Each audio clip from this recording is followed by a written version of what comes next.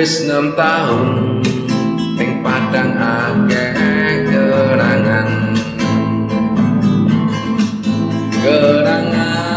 rana minang ra iso ilang nalikane kowe lan aku jalin katresnan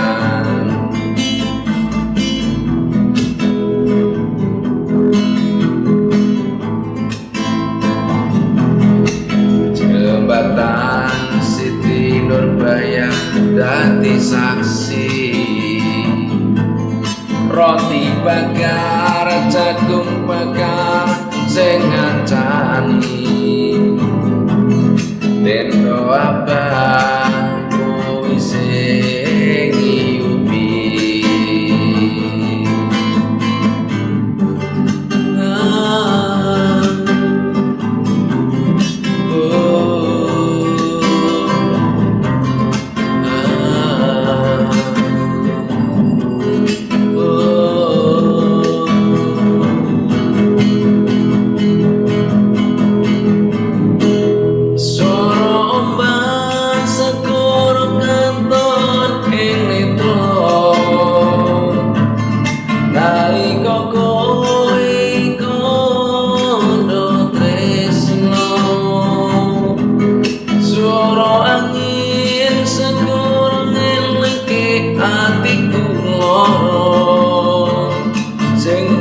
ucapno jebule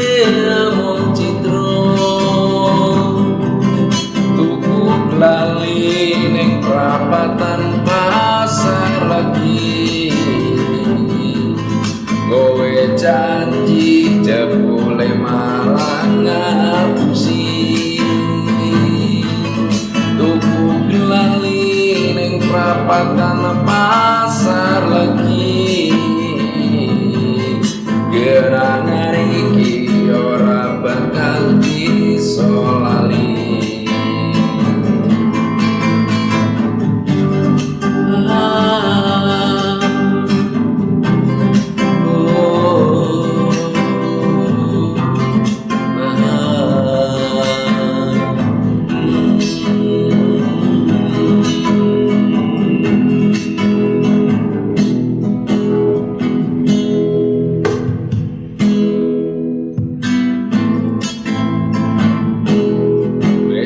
tahun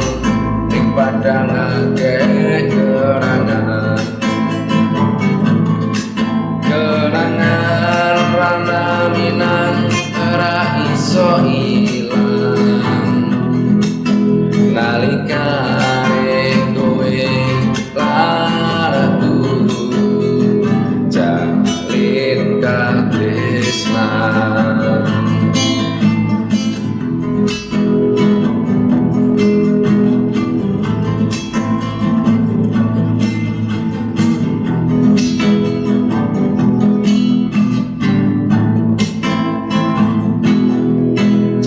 jembatan Siti Nurbaya dadi saksi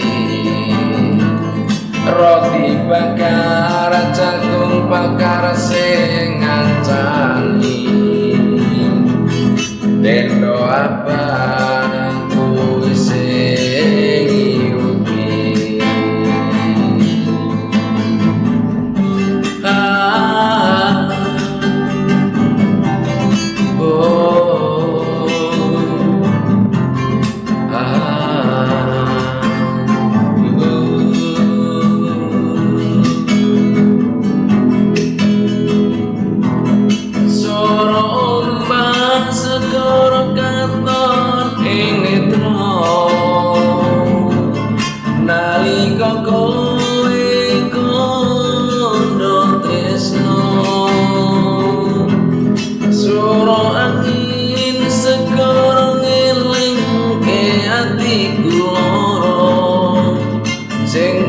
ucapno jebule mung citra tuku lali ning prapatan pasar legi kowe janji jebule